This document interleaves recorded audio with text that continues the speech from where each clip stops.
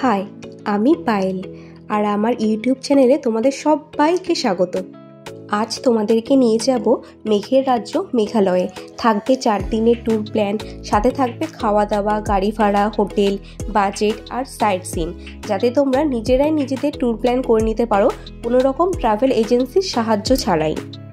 আমরা কলকাতা থেকে শিলংয়ের ফ্লাইট নিয়েছিলাম। আমাদের পার পার্সন টিকিটের ফেয়ার পড়েছিল প্রায় 5,000 টাকা করে। আর যদি ট্রেনে আসতে হয় তাহলে তোমরা ফার্স্টেই গুয়াহাটি পর্যন্ত আসতে পারো, তারপর ওখান থেকে ক্যাব বুক করে শিলং চলে আসতে পারো। আগেই বলে দিই, মেঘালয় ঘোরার সবথেকে বেস্ট টাইম কিন্তু অগস্ট, জুন, জুলাই, কারণ এই সময় তোমরা ওয়াটারফলসগুলো খুব ভালোভাবে দেখতে পারবে।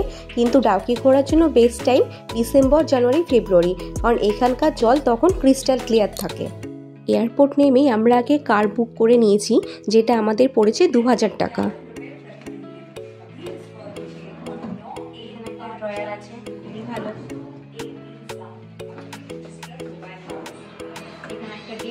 কেউ যদি ভাবে এখানে ল্যাপটপ রেখে অফিসের কাজ করবে, ওয়ার্ক ফ্রম হোম, সে অবশ্যই করতে পারে। ওয়াইফাইও রয়েছে। আর হ্যাঁ, যেটা সব থেকে সারপ্রাইজিং ব্যাপার ছিল সেটা হলো আমাদের এই রুম ভাড়া, যেটা আমাদের পড়েছে মাত্র 1,400 টাকা পার নাইট। পুলিশ বাজারে এইরকম প্রপার্টি খুঁজতে গেলে কিন্তু তোমাদের প্রায় 3 থেকে 3,500 টাকা পড়েই যাবে। তারপর রাত্রে ডিনার করে রুমে ফিরে বেশ আরাম করে একটা ঘুম দিয়ে নিয়েছি পরের দিনের জন্য। এবার চলে আসি ইম্পর্টেন্ট কথায়। আমরা কিন্তু বাকিদের মতো ক্যাব বুক করিনি, আমরা এখানে স্কুটি রেন্ট নিয়েছি, যেটার রেন্ট পড়েছিল 700 টাকা পার ডে। আগের দিন রাত্রেই আমরা ম্যাপ দেখে রুট বানিয়ে নিয়েছিলাম। ফার্স্টেই যেটা অ্যাড করেছি সেটা হলো এই মকডগ ভ্যালি ভিউ পয়েন্ট। এখানে তোমরা অসাধারণ একটা ভিউ পাবে, যেটা তোমাদের এই জার্নির স্পিরিটটাকে আরও বেশি বাড়িয়ে তুলবে।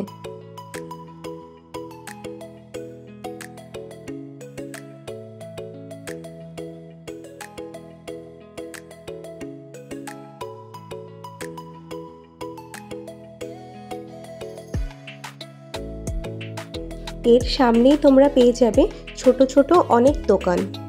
এখানে কিন্তু তোমরা অনেক উডেন সোভিনিয়ার দেখতে পাবে, যেগুলো তোমরা তোমাদের বাড়িতেও নিয়ে যেতে পারো। আর তোমরা যদি এখান থেকে সোভিনিয়ার কেনো তাহলে তোমরা ইনডাইরেক্টলি এখানকার কারিগরদেরও সাপোর্ট করতে পারবে।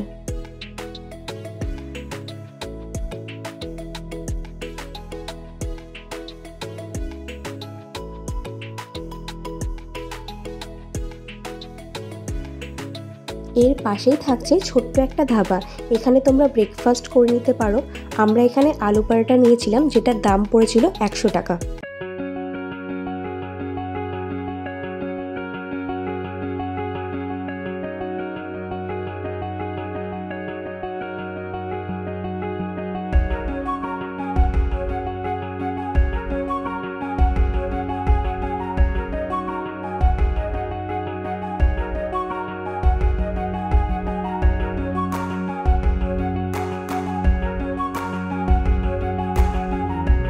এরপর আমরা রওনা দিয়েছিলাম ওয়াকাবা ওয়াটারফলসের দিকে, যেটা শহরা যাওয়ার রাস্তাতেই পড়ে। শিলং থেকে শহরার ডিস্টেন্স 53 কিমি, আর সময় লাগে মাত্র 2 থেকে 2.5 ঘন্টা। হ্যাঁ, আর একটা কথা বলে রাখি, যারা জানো না তাদের উদ্দেশ্যে, চেরাপুঞ্জির নেটিভ নেম কিন্তু শহরা।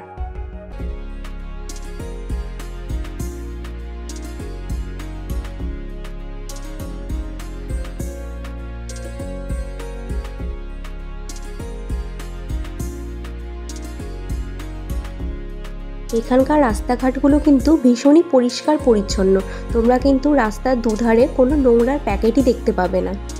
ওয়াকাবা ওয়াটারফলসে পৌঁছাতে আমাদের কিন্তু মাত্র 20 মিনিট সময় লেগেছিল স্কুটিতে। জন্য এন্ট্রি টিকিটও কাটতে হয়েছে 10 টাকা পার পার্সন। সকাল 6টা থেকে বিকেল 5টা অবধি যে কোনো সময় তোমরা গেলেই এই ওয়াটারফলসটা ভিজিট করতে পারবে। এই ওয়াটারফলসটা দেখতে হলে তোমাদের কিন্তু অনেকটাই নিচে নামতে হবে, মানে ট্রেক করতে হবে। আমাদের নামতে তেমন অসুবিধে হয়নি, কিন্তু আমাদের ওঠার সময় বেশ কষ্ট হয়েছে।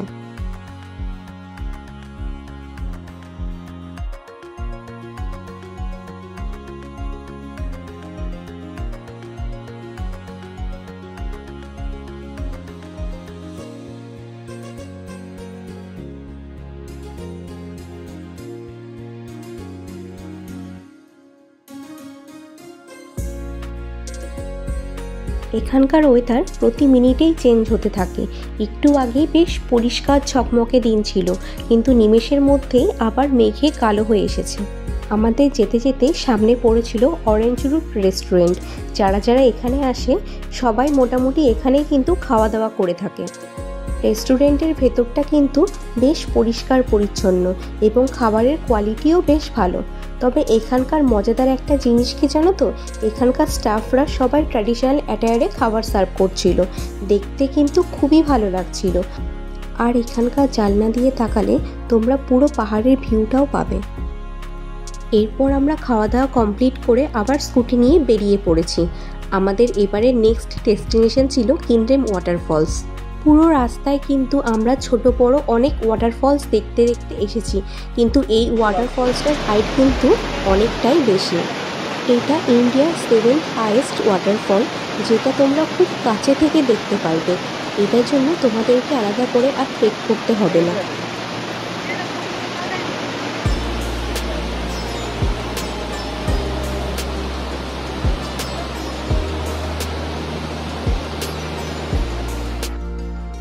ওই দূরে তোমরা যে নিচু জলাভূমিটা দেখতে পাচ্ছ, ওটাই হলো বাংলাদেশ।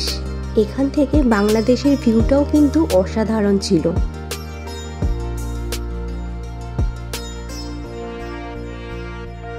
এখান থেকে বেরিয়েই আমরা রওনা দিয়েছিলাম 7 সিস্টার ওয়াটারফলসের উদ্দেশ্যে।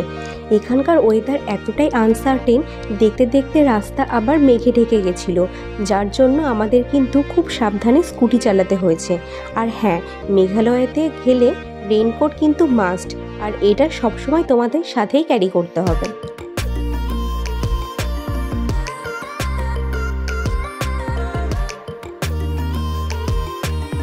আমরা ভিউ পয়েন্টে পৌঁছতে না পৌঁছতেই আমার ফোনটা এখান থেকে চুরি হয়ে গেছিলো।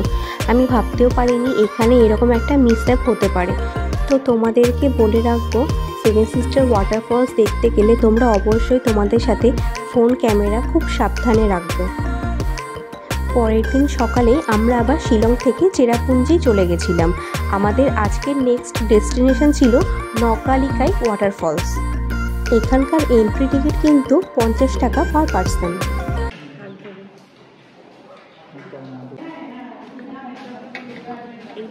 অর্ডার করেছি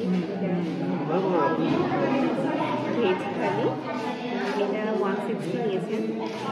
ট্রাই করে দেখি এখানকার খাবারের কোয়ালিটিটা কীরকম।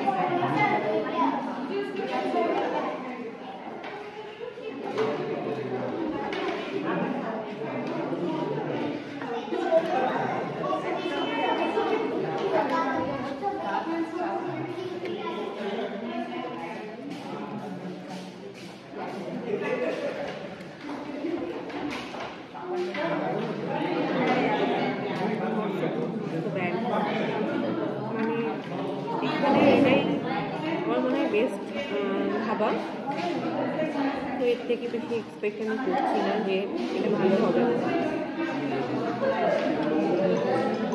আমাদের খাওয়া দাওয়া কমপ্লিট হতে হতে মেঘটা পুরোটাই কেটে গেছিলো, আর আমরা খুব ক্লিয়ারলি ফলসটাকে দেখতে পাচ্ছিলাম।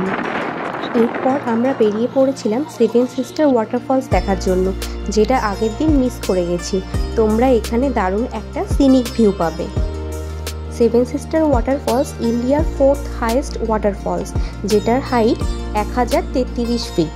এখানে তোমরা সবসময় জল দেখতে পাবে না, কেবলমাত্র বর্ষার সময় এলেই তোমরা এখানে জল দেখতে পাবে।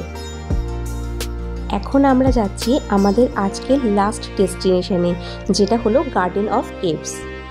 তোমরা চেরাপুঞ্জি গেলে এখানে অবশ্যই ঘুরতে আসতে পারো। এখানকার এন্ট্রি টিকিট 100 টাকা পার পার্সন। খুব সুন্দর একটা জায়গা। এখানে দেখার মতো 11টা স্পট আছে। অনেক ছোট ছোট ওয়াটারফলসও কিন্তু তোমরা এখানে দেখতে পাবে। ফটোশ্যুটের জন্য একদম পারফেক্ট জায়গা।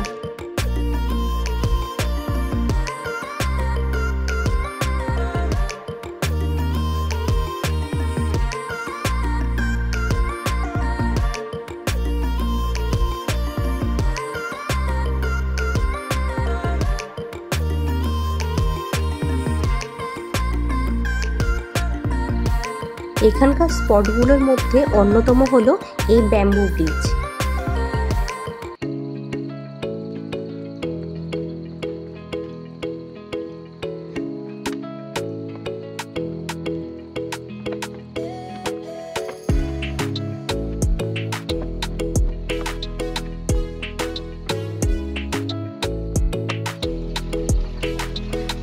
এবার চলে এলাম এখানকার লাস্ট স্পটে, যেটা হলো উমদাবাই।